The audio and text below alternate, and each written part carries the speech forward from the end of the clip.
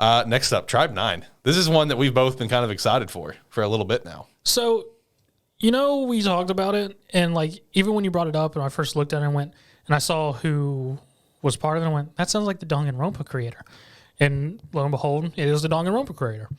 And also finding out that there is a game in the works for it. Yep. It's the way that I understand Tribe 9 is it's the same sort of concept, but bigger scale of what they're trying to do for Talk Op Destiny. It's a whole new, just a franchise, a brand that they are making, in Talk Op's case, made into an anime. You got the mobile game coming, and from what I read for Tribe 9, same thing. Tribe 9's like a brand new brand sort of thing that they're working on. There's a game on the way. They have the anime. That's how they're kind of building Tribe 9. Well, the thing with Tribe 9 is, even after you first mentioned it, I was like, that sounds familiar to me. And the reason is because the original trailer for the mobile game, because it's going to be a mobile game, came out in February of 2020. And I saw that trailer back in February of 2020. Okay. Because when I was looking up and I played the trailer, I was like, I've watched this already. So it got recommended to me at some point. And I remember at the time watching the trailer for the first time going, this is Danganronpa style art. Looking up, Danganronpa creator. I was just like, all right, I'm down with it whenever this comes out. Still no date. Supposedly going to be this year, but still no date. Same thing with Talk Up game, but it'll happen when it happens. So there's a whole website of it. So I've seen some of the other factions and the other characters that we're more than likely going to see in the anime. Mm-hmm. So I'm very curious because we have our Minato tribe. We have a biker tribe. We have a straight, what looks like traditional style tribe. We have our Western dark, edgy tribe. They look like straight medieval. And then there was one other one there's red colored, but I can't remember what characteristic I had given them. And it's also important that we add some context to what the tribes are. So when they were breaking this down, I couldn't help but to laugh. I just thought it was such an interesting idea. Yeah. Where it's just it's based in Neo-Tokyo, like in the future. It's there's all this crime happening and stuff. So they passed a law where it's all conflicts need to be settled with extreme baseball. Which I'm just like, who the fuck's going to go for this? But okay, it's they're already committing crime. It's not like they give a fuck to break laws, but it's whatever. Everyone's just going to go with all right, I guess we'll play baseball to settle our differences. Which, I thought that was so funny. And then it started breaking down Japan of all the different tribes that's all over Japan and stuff. And, we did get to see more focus on our main tribe, like you said, the Minato tribe, which is the number one tribe in Japan, which I thought was also, I liked that. I liked that we did not get a rookie bottom of the barrel team to work our way up. I actually really like the concept that, we've already got the top dog to start. I don't necessarily know if it meant the Minato tribe itself was the top dog, but their leader is the top player. I'm pretty sure that the tribe itself is number one from what they said in the episode. So the leader is the top player in Neo-Tokyo, and that tribe is the number one team right now. Because that's the whatever organization, the other tribe. That's what they were saying. It's oh yeah, we beat the Minato tribe, we're going to be put in a great position.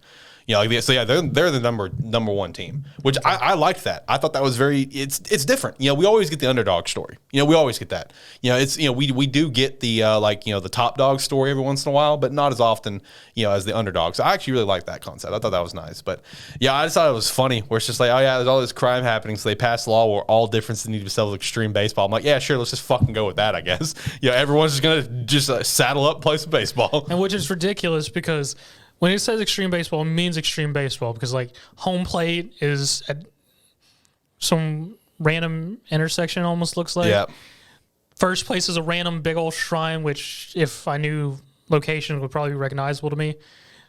You play throughout the whole city, basically. Yeah. Second base is freaking Tokyo Tower. Which I thought that was when we finally actually get to see extreme baseball in action, and they're running and jumping, parkouring all over the fucking Tokyo to get to the different bases. I'm like, oh, this is fucking wild. Everyone has natural superpowers. It doesn't address it, but everyone are superhumans, by the way. It was very interesting, just the whole concept and everything. Tuna and Boring, our Minato tribe, our quadruplets. I also want to stress, those are not our nicknames. Those are nicknames from the show. Yeah. Those are nicknames that we would give. I just want to stress it's not ours. And just the whole concept of the whole extreme baseball, actually seeing them play the whole freaking Tesla cannon pitcher. Yes. our big, gigantic first baseman who gets friggin' tuna slapped, gets thrown around like a tuna fish. Yeah, which that's also another thing about it. Like, I mean, just how we've kind of described it, where it's just like they're parkouring all over the place. Like, going up to like first base, whatever, like someone got fucking like suplex slammed, where it's like, get the fuck out of my way. I'm going to the base. Yeah, literally to out somebody, you have to, one, have the ball, and second, beat their face into the ground. Yeah, you got to beat the fuck out of them. If you touch them, they're not out. You have to put them in the ground. Which I thought was fucking great. Which was great when, I forget one female's name was telling him the tuna the rules. She was like, once you have the ball, beat them up. Got it? Got it. And then, after we got to see like our Tuna and Boring kind of do their thing. Again, not our nicknames. This is actually in the show. Wanted to kind of do their thing. Then our pro tag steps up. I was like, well, time to show the newbies how it's done. Fucking just nails it through a fucking tower. No, not just nails it. Nails it through the pitcher, and the tower. Yep. And calls where he's putting it too. And we don't even address the fact that there's apparently, not only is there superpowers, there's super tech, but there's also weird psychic powers, because Tuna, when he's up to bat, suddenly makes a field of ki or something where people are in the ocean and slaps the ball like a tuna. And our Boring sort of just like, did I see that? And our leader's just like, you saw the ocean, didn't you? And all this crap. So, I mean, there's definitely going to be sort of those tropes of sort of game-esque and people having abilities and whatnot. I mean, it's going to be an interesting ride. I mean, I'm here for it. I'm very down for it because I've enjoyed anything Danganronpa. All of those have been written very well. So, yeah, I'm going to be very for this. And also, I want to give a very, very special shout-out. The music is fucking A+. The music is good, Oh, too. my God. The music. I praise the music for The Strongest Sage, which that episode did have a lot of good music. Like, I gave that one like an A+, whatever. If that's an A+, this music's like an A++++. Like, I was vibing to the music all episode. Like, I loved it, dude. It was so good. There's apparently a Blu-ray disc of the album available in April. Fuck, yeah. I may have to grab that. In Japan. I'll figure it out. No, to me, starting for the show, I'd give it probably like an A-. Again, music is fucking crazy good, but I'd probably give it A-. Is probably what I'd give this show as a good kickoff. I'd set it at a B+ because, I mean, it's an anime. It's bringing up hype. I am looking forward to it because the writer Danganronpa, so far, everything he's been part of has done very well. But they could talk opposite and just have a really weird last 2 episodes. Oh, God, I hope not.